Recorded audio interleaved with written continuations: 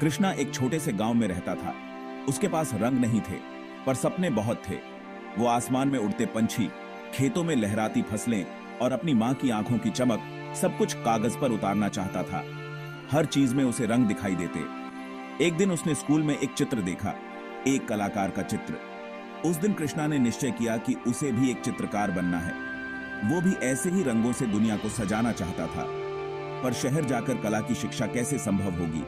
गांव में लोग खेती करते थे, पढ़ाई लिखाई को जरूरी नहीं समझते थे। कृष्णा के पिता भी यही चाहते थे कि वो खेती में हाथ बटाए, पर कृष्णा के मन में तो रंगों का ज्वार उठ रहा था, जिसे रोकना मुश्किल था। कृष्णा हर चीज में से रंग बनाने की कोशिश करता, फूलों से, पत्तियों से, मिट्टी से। वो अपनी मां की पुरानी साड़ियों के टुकड़ों पर चित्र बनाता, कभी पेड़ की छाल पर तो कभी दीवार पर। रंग उसके जीवन का हिस्सा बन गए थे। गांव वाले उसे अक्सर चित्र बनाते देखते, कुछ उसे समझाते, कुछ उस पर हंसते, पर कृष्णा अपने जुनून में मग्न रहा। उसे विश्वास था कि एक दिन वो अपनी कला से सबका दिल जीत लेगा। एक दिन गांव में एक मेला लगा। कृष्णा ने सोचा, क्यों ना इस मेले में अपने चित्र बेचकर पैसे कमाए जाएं। उसने अपनी सारी कला और मेहनत से कुछ चित्र बनाए और मेले में लगा दिए। लोगों ने उसके चित्रों को देखा, पर कोई खरीदने को तैयार नहीं हुआ। निराश होकर कृष्णा अपने चित्र समेटने लगा। तभी एक हाथ ने उसे रोक लिया। यह हाथ था मास्टर जी का। मास्टर जी गांव के स्कूल में पढ़ाते थे। वे कृष्णा की प्रतिभा को पहचानते थे। उन्होंने कृष्णा से कहा, हार मत मानो बेटे, तुम्हारे सपनों को उड़ान भरने दो। मास्टर जी कृष्णा के घर गए और उसके पिता से बात की। उन्होंने उन्हें समझाया कि कृष्णा में एक अनोखी कला है, उसे दबाना नहीं बल्कि निखारना चाहिए। मास्टर जी ने कृष्णा के पिता से वादा किया कि वे उसकी पढ़ाई का खर्च उठाएंगे। पिताजी पहले तो हिचकिचाए, पर फिर मास्टर जी की बात मान गए। उन्होंने कृष्णा से कहा, जा बेटा, अपने सपनों को पूरा कर, हम सब तुम्हारे साथ हैं। यह सुनकर कृष्णा की आंखों में आंसू आ गए। उसे विश्वास नहीं हो रहा था कि उसका सपना आखिरकार पूरा होने जा रहा है। उसने मास्टर जी और अपने पिता को गले लगा लिया। गांव वालों ने भी कृष्णा की मदद करने का फैसला किया। किसी ने पैसे दिए तो किसी ने पुराने कपड़े और रंग। मां ने अपनी पुरानी साड़ी बेचकर कृष्णा के लिए नए जूते खरीदे। सारा गांव कृष्णा के साथ खड़ा था। कृष्णा ने सबको धन्यवाद दिया और शहर जाने की तैयारी करने लगा। उसे शहर जाने और कला की शिक्षा लेने का बेसब्री से इंतजार था। उसके मन में अपने गांव के लिए प्यार और सम्मान और भी बेबीराज गया था। शहर पहुंचकर कृष्णा ने एक कला विद्यालय में दाखिला लिया। शुरुआत में उसे बहुत दिक्कतें आईं। शहर का माहौल, भाषा, रहन सहन सब कुछ अलग था, पर कृष्णा ने हिम्मत नहीं हारी। वो दिन रात मेहनत करता और अपनी कला को निखारता रहा।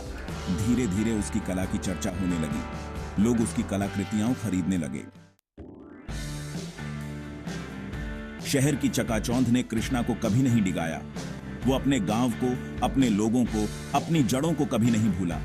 छुट्टियों में वो अपने गांव आता और बच्चों को चित्रकला सिखाता। एक दिन उसे खबर मिली कि मास्टर जी अब इस दुनिया में नहीं रहे। कृष्णा बहुत दुखी हुआ। मास्टर जी ने ही तो उसे सपने देखना सिखाया था, उसे उम्मीद की किरण दिखाई थी। कृष्णा ने निश्चय किया कि वो मास्टर जी के सपने को पूरा करेगा। वो अपने गांव वापस जाएगा और वहां एक ऐसी जगह बनाएगा जहां गरीब बच्चों को मुफ्त में कला की शिक्षा मिल सके। वर्षों बाद कृष्णा एक प्रसिद्ध चित्रकार बन गया। उसकी कलाकृतियां देश विदेश में बिकने लगी। वो अमीर और प्रसिद्ध हो गया, पर अपने सपने को कभी नहीं भूला। एक दिन कृष्णा अपने गांव वापस लौटा। इस बार वो खाली हाथ नहीं था। वो अपने साथ सफलता, प्रसिद्धि और सबसे बढ़कर अपने सपनों को पूरा करने का जज्बा लेकर आया था। गांव वालों ने उसका बहुत गर्मजोशी से स्वागत किया। सब लोग बहुत खुश थे कि उनका कृष्णा इतना बड़ा आदमी बन गया है।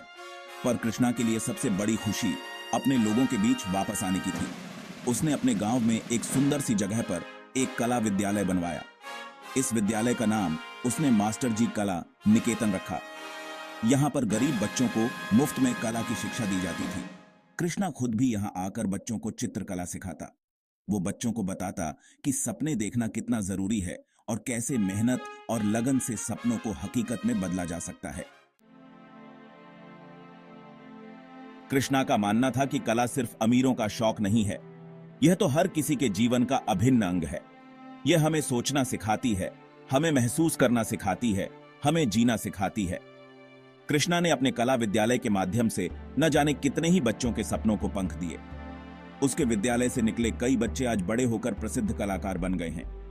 कृष्णा की कहानी हमें यह सिखाती है कि अगर मन में कुछ कर गुजरने की चाहत हो तो मुश्किलें कितनी भी बड़ी क्यों ना हो, रास्ता खुद ब खुद बन जाता है। और जब हम अपने सपनों को पूरा कर लेते हैं तो हमें अपने समाज को, अपने लोगों को कभी नहीं भूलना चाहिए। हमें हमेशा अपने जीवन में उन लोगों के लिए जगह बनानी चाहिए जिन्होंने हमारी मदद की है। आज कृष्णा का गांव पहले से कहीं ज्यादा खुशहाल है। यहाँ के बच्चे अब सपने देखने से नहीं डरते। उन्हें पता है कि अगर कृष्णा भैया अपने सपनों को पूरा कर सकते हैं तो वे भी कर सकते हैं। कृष्णा की कहानी हमें प्रेरणा देती है कि हम अपने सपनों को कभी न छोड़ें। चाहे कितनी भी मुश्किलें क्यों ना आए, हमें हमेशा आगे बढ़ते रहना चाहिए और एक दिन सफलता जरूर मिलेगी, क्योंकि सपने देखना तो मुफ्त है और उन्हें पूरा करने में ही तो असली मजा है।